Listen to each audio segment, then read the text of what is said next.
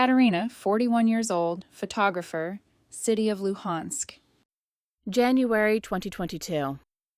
Answers were provided in Russian. What was your summer like in 2014? What prompted you to leave or stay? The summer was full of cognitive dissonance, to say the least. It was during that summer that I realised how wrong I could be. But I think it's worth sharing a few things from earlier periods. I'm Ukrainian, but was born in Chisinau, Moldova, that time USSR. When I was 10, my parents divorced. My mother and I moved to Luhansk. She was originally from the Luhansk region. After Chisinau, I felt very sad in Luhansk. It was cold, grey, and there were no tasty fruits. It was the 90s, and the situation was like that. But over time, I somehow got used to it, although I always felt like a stranger there. In 2014, I was completing my third higher education in photography. I was deeply involved in my graduation project on underwater photography. Many people were involved in the project: a makeup artist, a hairstylist, models, assistants. The first shoots took place at the end of January. I vividly remember everyone arriving in a gloomy mood, a sense of impending disaster. I sincerely believed that everything would be resolved and things would soon return to normal, trying to convince everyone of that. The shoots and this project kept us busy. There was a lot of preparation. And we tried not to lose our minds over what was happening around us. At that time, I also regularly went swimming 3 times a week. The pool was located about 200 metres from the square in front of the Security Service of Ukraine, SBU building. Initially, on the sidewalk near this square, although it was more of a large intersection than a square, there was a tent with the inscription Holy Rus, where a couple of old women and some odd-looking guy, I don't know how tolerant this word is now, were constantly hanging out. They just stood there with crosses and candles. It would have been very strange to approach them for anything. Also, on the building near the tent, handwritten posters with mistakes were attached, saying that we needed to save the children of Donbas. It all looked very absurd. At some point, they brought in tyres and many people with automatic weapons. Soon, they seized the SBU building, buildings of other state structures, and border checkpoints. Especially revolting was the seizure of the border unit in the Mirny quarter, a residential area in Luhansk, when militants with automatic weapons broke into people's apartments, holding them hostage and shooting from their windows for a very long time. There was a realisation of how we organise promotions. Advertising activities were my main occupation at that time in Luhansk, and some agencies organised revolutions. Everything went according to plan. There was no Ukrainian army in the city. Initially, on the sidewalk near this square, although it was more of a large intersection than a square, there was a tent with the inscription Holy Rus, where a couple of old women and some odd-looking guy, I don't know how tolerant this word is now, were constantly hanging out. They just stood there with crosses and candles. It would have been very strange to approach them for anything. Also, on the building near the tent, handwritten posters with mistakes were attached, saying that we needed to save the children of Donbas. It all looked very absurd. At some point, they brought in tyres and many people with automatic weapons. Soon, they seized the SBU building, buildings of other state structures, and border checkpoints. Especially revolting was the seizure of the border unit in the Mirny quarter, a residential area in Luhansk, when militants with automatic weapons broke into people's apartments, holding them hostage and shooting from their windows for a very long time. There was a realisation of how we organise promotions. Advertising activities were my main occupation at that time in Luhansk, and some agencies organised revolutions. Everything went according to plan. There was no Ukrainian army in the city. Bright moments from 2014. My grandmother, my father's mother, was a true Banderite, a person who opposed the occupation of Ukraine by the Soviet Union and spent 12 years of her life in a labour camp. Then, for 10 years, she was prohibited from returning to Western Ukraine, so she, with her husband and children, moved to Luhansk region, where they lived very difficult and poor lives. So we had a strange family. One grandmother spent her youth in a labour camp, and the other cried when Stalin died. The one from Western Ukraine told me from childhood how her spine was broken twice in the camp, what she had to go through, and how she dislikes Muscovites because of it. On my part, I thought she was just an unfortunate grandmother, and such things could no longer exist because times had changed and the USSR was long gone. Here we are, with Russia 40 kilometres away from Luhansk, and everything is fine. We watch Russian channels, speak Russian, no one offends us, peace, friendship, gum. How naive those judgments were. I left Luhansk on the 26th of June 2014 for 4 days, then changed the return ticket for 3 days. But on the day I was supposed to return, the bus station in Luhansk was bombed. Several acquaintances called me that day, explaining, with screams and tears, why it was not worth returning. And a few days later, a line of relatives and friends stretched to us in Dnipro, for whom we were a temporary shelter, because many did not understand where to go next and what to do.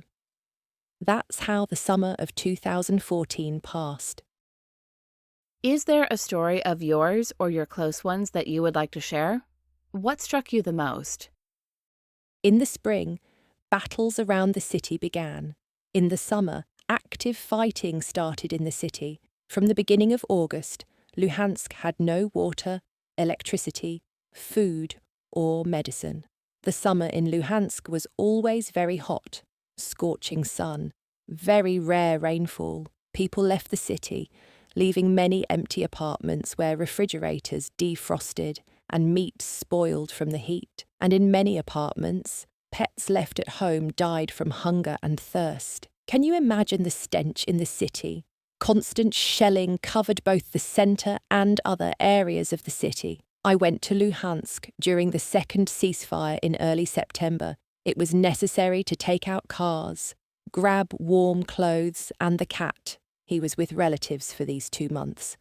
I will never forget this trip. Lack of communication, electricity, water. There was barely any in our area. Curfew, building destruction, mainly elderly people on the streets. Fear was in the air everywhere.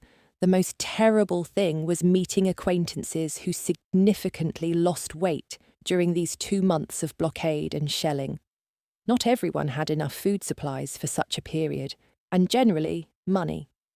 They aged by 20 years, and they had a completely different look in their eyes than before. I cannot convey it correctly in words, but in their eyes one could read sorrow, despair, and fear.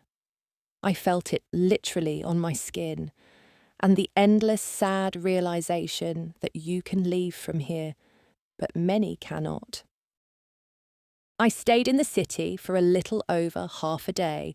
After 7 p.m. there was a curfew, and I had to visit some people and do a lot of things. In the centre, the guys I wanted to visit turned out to be absent from home. I stood for a while, waiting for them on the balcony of the entrance, which led to the courtyard. People in the courtyard cooked food over fires. In this building, there were electric stoves, discussing who and how much stood in line for Russian humanitarian aid. A dog was running around the yard, thin and sad, with the very same chain it had broken free from still dragging behind. Children played with a ball. I felt chills running through my skin from such domestic scenes of the new reality. I moved on, visited relatives. We lived in neighbouring buildings, met acquaintances. One told how he even had to help load corpses. He was just passing by on a bicycle because they asked him for help. Then I met a friend. A very intelligent and pleasant woman. She asked, "Where are you?" I said, "In Dnipro." She took me by the hand, tears in her eyes, and said not to tell anyone about it because everyone is reporting and they can take you to the basement. At that time, they drew conclusions about your views based on your location, and if you were, for example, in Rostov, everything was fine, but if in Dnipro, not okay. Although many people I met in my area were glad to see me and asked, and many did not like my answer, but still talked to me in a friendly manner. At night, there was a terrible darkness and complete silence in the city. Very unusual for the city. Morally, it was extremely uneasy. We left the next morning with adventures and rumours that the city is closing and no one will be allowed to leave from today. The road through the forest, LNR checkpoints, checkpoints. There were probably 14 on our way. Then asphalt erased by tanks. I raised my eyes at the next checkpoint, and here it was written, PTNPNH, an abbreviation for "Fuck you, Putin," which became a popular protest slogan during the Russo-Ukrainian War, and above it, the flag of Ukraine was drawn. I burst into tears. How did the year 2014 change your life?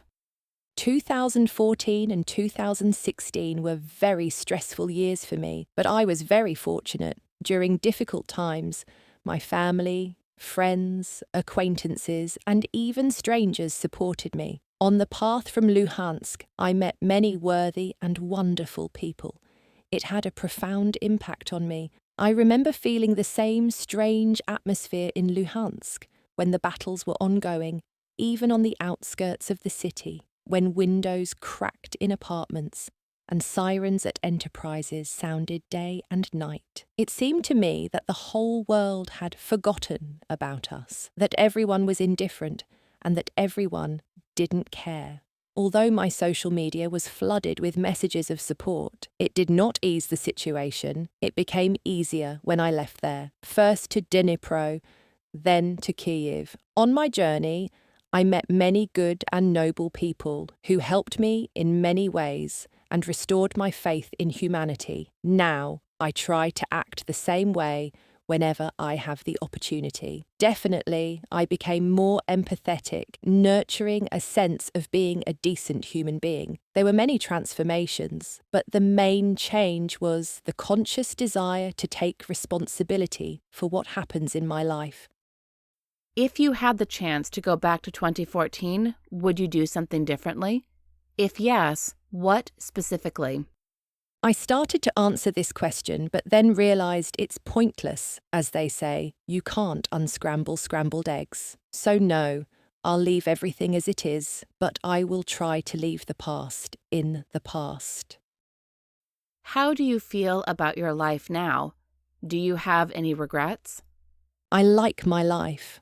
I feel whole. There are new ideas, projects, and the strength to implement them. I would like to do this in a peaceful environment. I regret, of course, that we will never gather as that family pre-war company at our country house. I regret that so many people have left during these years, that with some there was not, or will not be, an opportunity to say goodbye, and that with some I won't be able to bring flowers to the grave because the territories are occupied. Do you plan your future? If yes, for what term? I plan, but not for a very long time. But thinking about the future has become much more significant than before. After everything I've been through, I have a sense that I can handle all the challenges that life will bring, and solutions will be found. Because, as my acquaintance said, as long as we are alive, many things are still possible. January 2024. Answers were provided in Ukrainian. On February 24, 2022, a full-scale invasion of Ukraine by Russia began. What was this day like for you? What were your feelings, and how did you react? It's strange to say because I had already seen Russians in my city and knew what they were capable of, but until the last moment, I didn't believe that a full-scale invasion would happen. I, of course, prepared a little, stocked up on groceries, medicines, and everything necessary in advance, but I did it with hope and faith that it wouldn't be needed and things would gradually normalise. Despite reassurances from the authorities, the eve was very alarming. On 24th of February 2022, I woke up to explosions. There was an unpleasant sensation in the stomach area. The thought, it has begun, and the instant realisation that right now is that moment after which all your plans will crumble and life will change in an unknown direction. Around 6 in the morning, a friend from the LNR called me, saying not to worry and endure for 3 days, that in 3 days everything will be calm again, and she's not even taking her daughter from Kyiv. I love her. But hearing this was strange.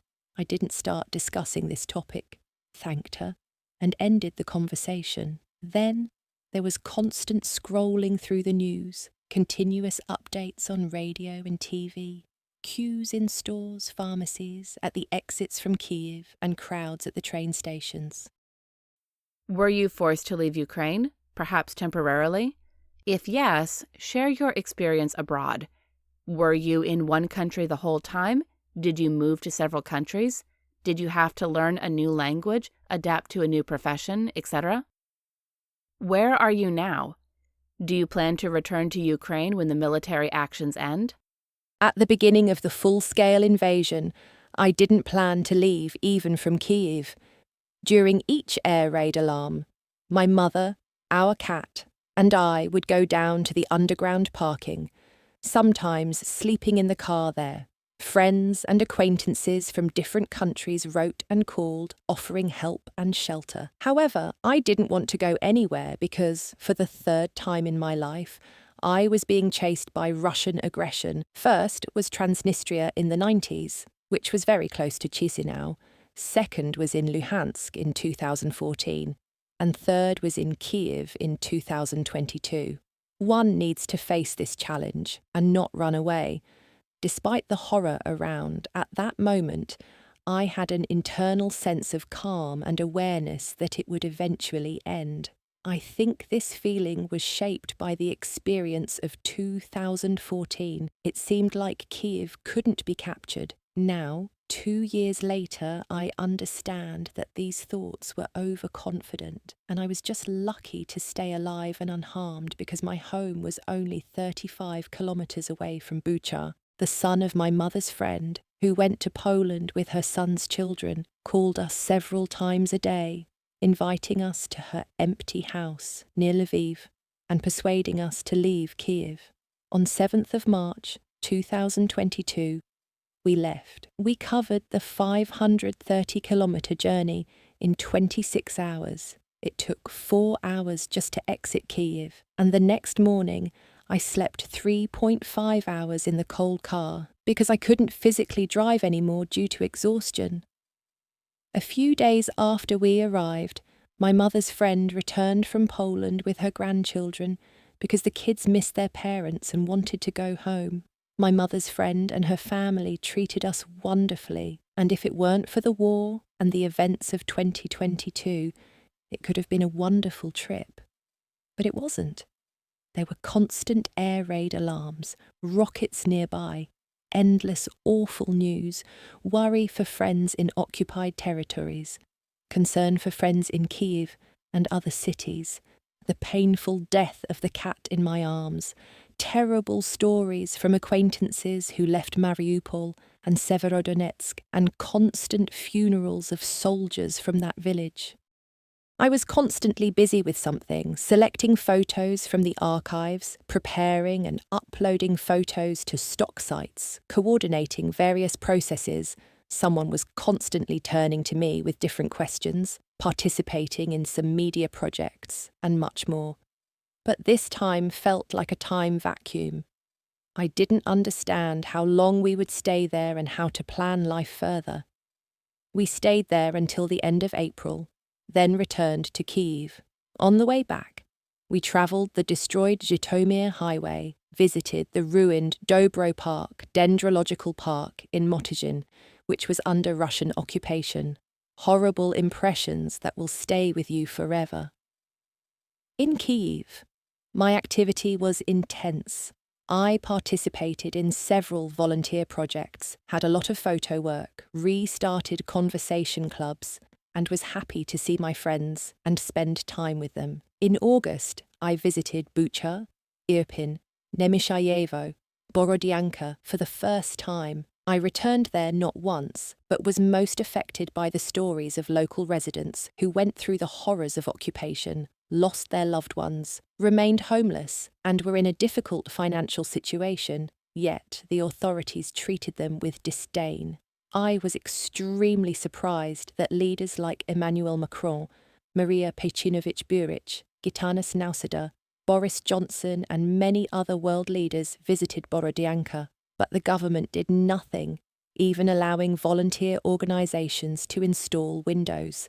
I reached out to several well-known media outlets, which were already investigating corruption schemes related to reconstruction in the Kyiv region at that time. It deeply affected me. It was painful. During times when the best were dying on the front, society was uniting in the fight against the enemy. There was so much sorrow around. Some were simply stealing money.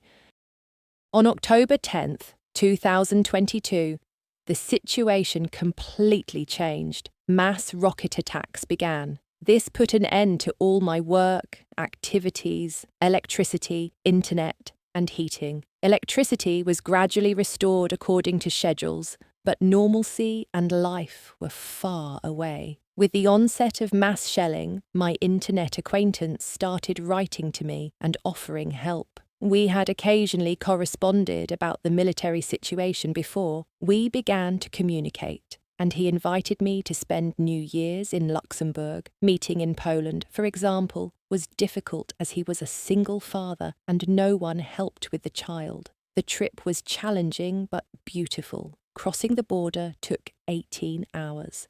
I returned to Kyiv, and he invited me to his birthday at the end of February. In early February, he said, "You're sitting there without a job. Pack your things and come by car. Live with me. Learn French. Find a job." He showed my work to friends, and they all assured that I would find clients in Luxembourg. This offer was a big surprise. I thought for 2 days, decided that it was a good option, fixed the car, gathered my belongings, closed all current issues, and started a 2,000-kilometre journey.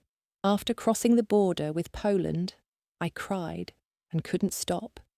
I felt sorry for Ukraine, and it was bitter to understand the horror happening just 200 metres beyond the Polish border throughout the entire territory of Ukraine. 2 days later, I was in Luxembourg, a country where I knew only 2 people, my acquaintance and his son. In 2 weeks, my acquaintance asked me to move out. In another 2 weeks, I moved out.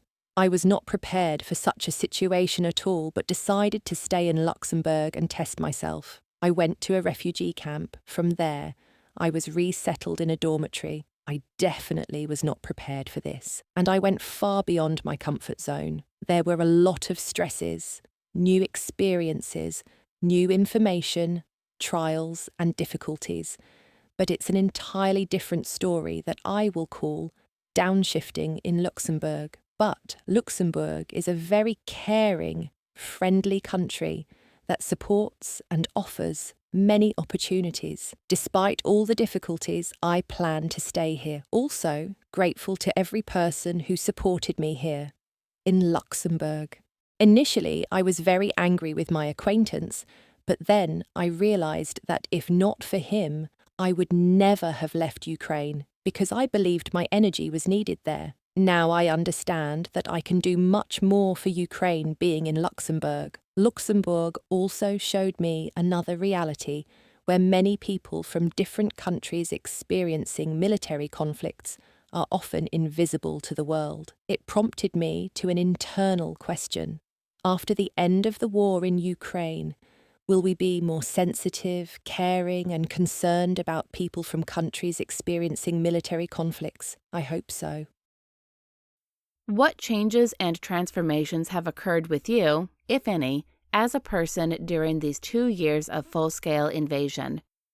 In my opinion, I handled the situation well, organised, without tantrums, and as calmly as possible. There were moments when I did not want to live in such a world. I remember it clearly. They weren't many, but every time I agreed with myself to get out of bed and start doing something, I also always thought that this is exactly what the Russians want from us, not having the desire to live and not to live. These moments included the news in March 2022 about the rape of children. In fact, the Russians raped everyone: women, men, the elderly, torture and killing of civilians. It was very difficult to accept the situation in Mariupol. For several days, I could not sleep, and I felt physically sick.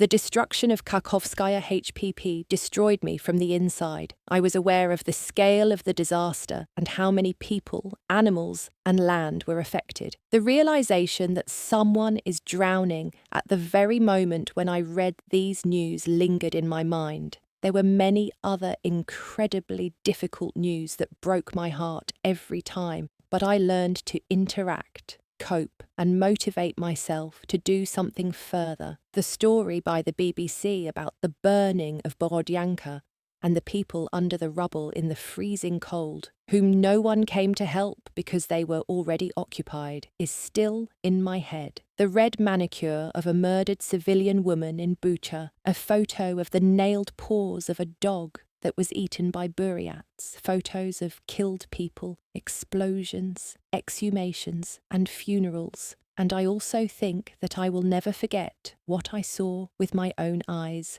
Zhytomyr Highway, Borodyanka, burials under the numbers in Bucha, and much more. There have been a lot of transformations. In March 2022, an old friend of mine switched to the Ukrainian language in communication. Then, an old friend did the same after the occupation. They motivated me to start communicating in Ukrainian. It was especially disgusting to use Russian after all the news about what the Russians were doing in Ukraine. But there were still 2 languages in everyday life. My dorm roommate also switched to Ukrainian because the entire company she worked for in Ukraine switched to Ukrainian. And I was also very motivated to meet a Ukrainian-speaking Finn who speaks Ukrainian perfectly. I told my mother about it because many people in Ukraine say that it is very difficult for them to switch to Ukrainian. The next day, my mother, who spoke Russian before, offered to switch to Ukrainian. There have been a lot of changes, but now, thanks to all the difficulties, I realise the strength I have.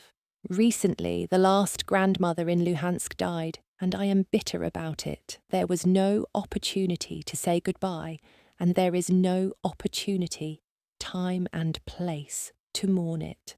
But this was not the only loss in the last 10 years. There were many, many losses. So I understand that I currently have a large number of unprocessed injuries. If you could go back to 2014, would you do anything differently? I should have acted differently. It seems to me that one of our biggest thinking mistakes of Ukrainians, is that we were, and sometimes still are, tolerant towards Russians and everything they try to bring and impose. We believed they were human. That's not the case. These beings only understand the language of power and violence, nothing else.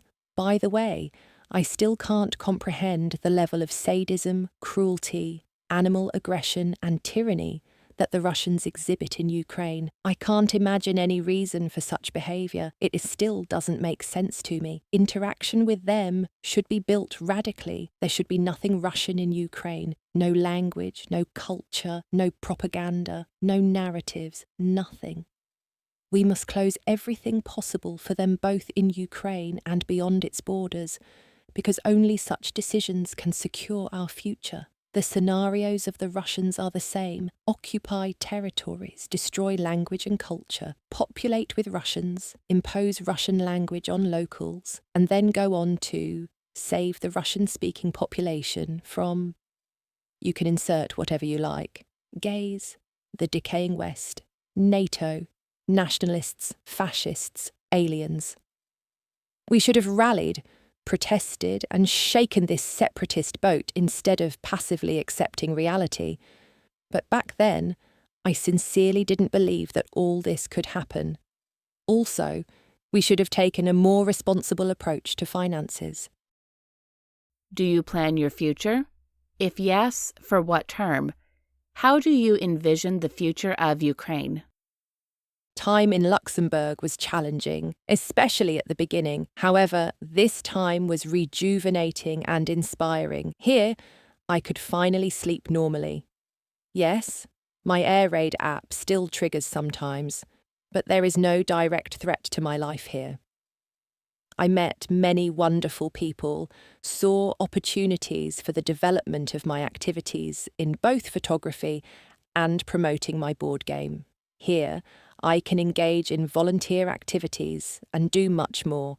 I found myself in a healthy, productive, inspiring and supportive society. I see respect and a lot of positive things around, witnessing the state's attitude towards its citizens. It's a unique, multinational place where everyone gets along, and half of the country's population consists of expatriates. I would like to bring this experience back to Ukraine. Luxembourg does a lot for Ukraine and Ukrainians, but few people know about it, so I share with my friends and acquaintances so that they don't feel that the world has forgotten them and left them alone with the Russian invasion.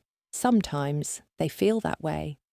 I'll say this: my ideal future is a life and projects in two countries, Ukraine and Luxembourg. I know that Ukraine can also offer a lot to Luxembourg. Currently, there's a lack of resources, but I believe that over time, Ukraine can become a reliable and fruitful partner because there is great potential for it.